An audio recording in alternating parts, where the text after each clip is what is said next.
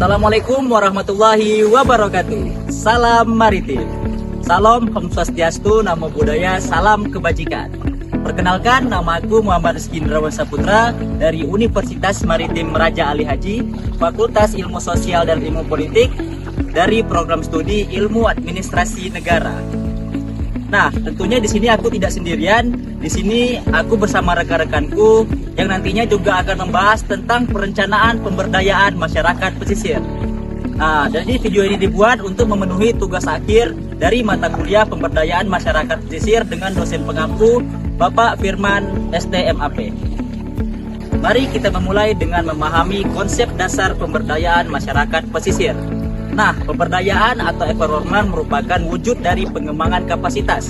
Sedangkan secara etimologis, pemberdayaan berasal dari kata dasar daya yang berarti kekuatan dan kemampuan. Pemberdayaan masyarakat adalah proses pembangunan di mana masyarakat berinisiatif untuk memulai proses kegiatan guna memperbaiki kondisi hidup mereka sendiri. Nah, karakteristik masyarakat pesisir ini memiliki karakteristik yang unik, berbeda dengan masyarakat pedesaan atau perkotaan. Mereka adalah kelompok orang yang tinggal di daerah pesisir dengan sumber kekuatan bergantung langsung pada pemanfaatan sumber daya laut dan pesisir. Komposisi masyarakat pesisir meliputi nelayan, buruh nelayan, pembudidaya ikan, pedagang ikan, pengelolaan ikan, dan supplier sarana produksi perikanan. Tujuan perencanaan ini yaitu untuk proses yang sistematis dalam menyusun strategi dan program yang bertujuan untuk meningkatkan kesejahteraan sosial, ekonomi, dan lingkungan masyarakat pesisir. Nah, potensi yang dimiliki masyarakat pesisir memiliki potensi besar, antara lain yaitu sumber daya laut yang melimpah seperti ikan, rumput laut, dan hasil laut lainnya. Keanekaragaman budaya dan kearifan lokal dalam pengelolaan sumber daya alam. Potensi pariwisata bahari menarik wisata lokal dalam dan internasional. Adapun tantangan yang dihadapi, mereka juga menghadapi tantangan yang serius. Nah, kemiskinan dan ketimpangan sosial akibat kurangnya akses pendidikan dan layanan kesehatan. Lalu perubahan iklim yang berdampak pada naiknya permukaan air laut dan meningkatnya frekuensi bencana alam. Kurangnya infrastruktur dan teknologi untuk mendukung pengelolaan sumber daya pesisir secara optimal.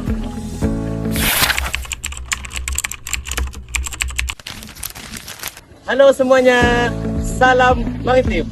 Kenalkan, nama saya Bagas Saputra. Nah, jadi kesempatan ini saya akan melanjutkan pembahasan tentang perencanaan pemberdayaan masyarakat pesisir. Nah, selanjutnya itu ada metode dan strategi pemberdayaan, yang dimana ada tahapan perencanaan, pengembangan, dan 4 tahapan utama dalam perencanaan pemberdayaan masyarakat pesisir. Yang pertama itu identifikasi permasalahan. Pada tahap ini kita mengidentifikasi faktor sosial, ekonomi, dan lingkungan yang menjadi kendala masyarakat, serta melakukan pemetaan potensi yang dapat dikembangkan untuk meningkatkan kesejahteraan. Yang kedua yaitu ada penyusunan program pembangunan, yang dimana merancang program berbasis kebutuhan lokal seperti pelatihan keterampilan nelayan dan pengelolaan ekowisata. Yang ketiga itu implementasi program melibatkan berbagai pihak seperti pemerintahan, swasta, masyarakat lokal, dan akademisi atau penelitian. Yang keempat itu evaluasi dan pengembangan, melakukan penilaian terhadap dampak program yang telah dijalankan, kemudian melakukan perbaikan dan penyesuaian strategi berdasarkan hasil evaluasi metode pendekatan. Dalam pengembangan ini, masyarakat pesisir kita menggunakan 3 pendekatan utama. Pendekatan partisipatif, melibatkan masyarakat secara aktif dalam setiap tahap perencanaan, implementasi, dan evaluasi program pemberdayaan. Metode pengumpulan data menggunakan berbagai metode seperti survei, wawancara, observasi lapangan, dan forum group discussion atau FGD. Pendekatan ekosistem dan pembangunan berkelanjutan, yaitu fokus pada konservasi lingkungan, pemanfaatan sumber daya yang bijak, dan pengelolaan sampah serta polusi laut. Pendekatan ini bertujuan untuk mengembangkan masyarakat pesisir tanpa merusak keseimbangan ekosistem. Yang dimana strategi pengelolaan sumber daya ada 4 strategi utama yang kami rekomendasikan. yaitu pengelolaan perikanan berkelanjutan menggunakan alat tangkap ramah lingkungan untuk menjaga ekosistem laut, konservasi lingkungan pesisir seperti penanaman kembali mangrove atau bakau untuk mengurangi abrasi pantai, pemberdayaan ekonomi, pembangunan usaha mikro berbasis hasil laut seperti kerajinan dari kerang ataupun olahan ikan, ekowisata pesisir, pemanfaatan keindahan pesisir sebagai daya tarik wisata berbasis komunitas.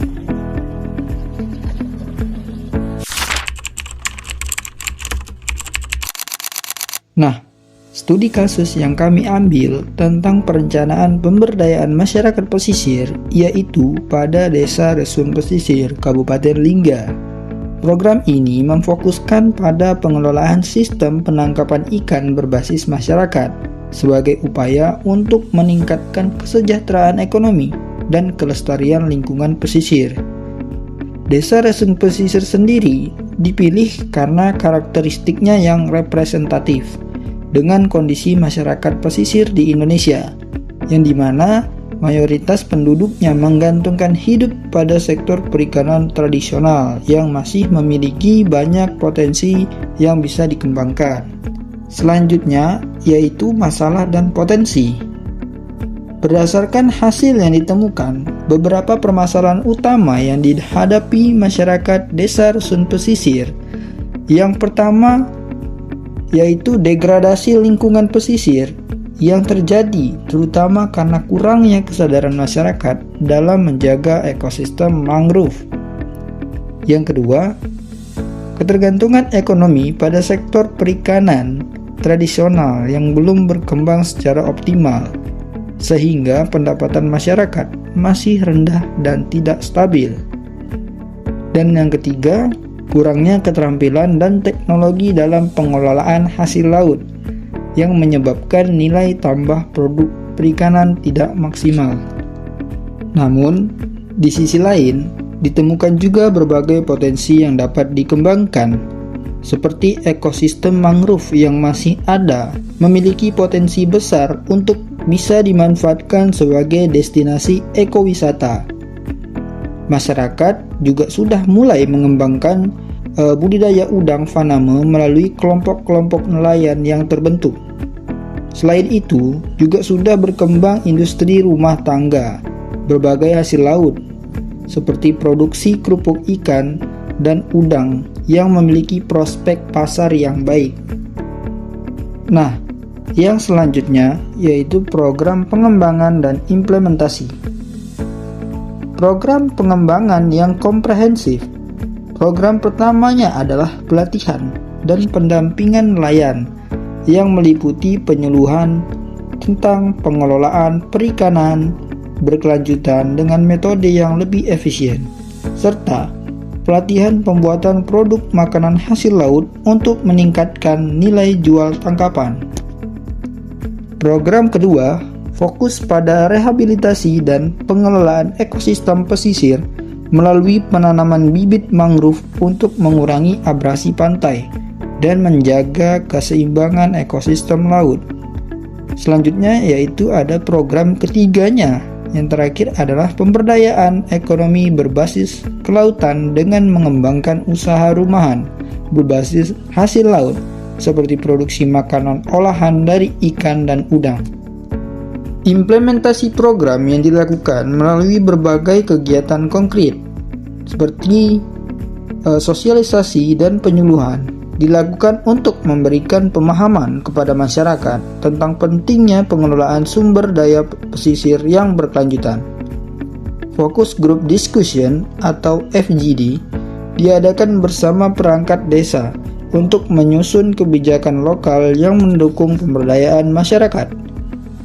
Yang tidak kalah penting adalah pendampingan intensif dalam pemanfaatan potensi pesisir, khususnya dalam pengembangan budidaya udang faname dan industri olahan ikan.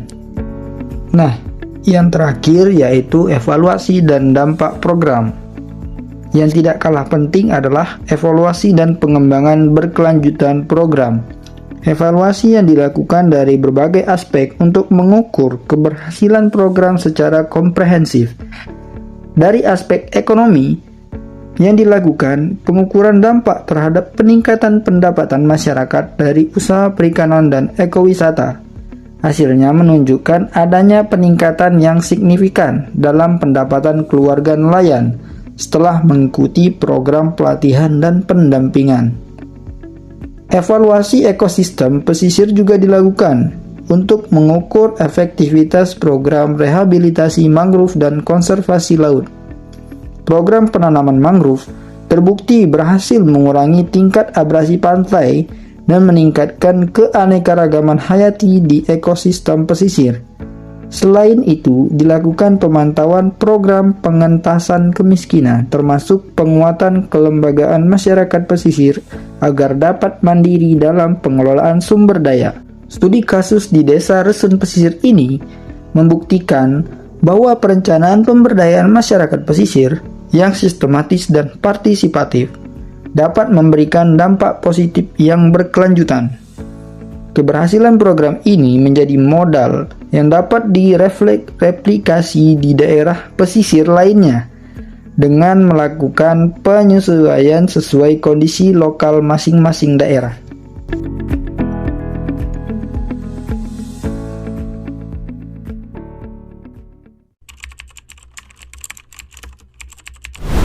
Nah, demikian video singkat dari kami yang membahas tentang perencanaan pemberdayaan masyarakat pesisir. Pemberdayaan masyarakat pesisir bukan hanya tentang peningkatan ekonomi, tapi juga tentang keberlanjutan lingkungan dan pelestarian budaya lokal. Kami berharap materi ini dapat memberikan wawasan tentang pentingnya pendekatan holistik dalam pemberdayaan masyarakat pesisir. Demikian video singkat kami mengenai tugas akhir kami. Saya akhiri dengan wassalamualaikum warahmatullahi wabarakatuh. Salam maritim.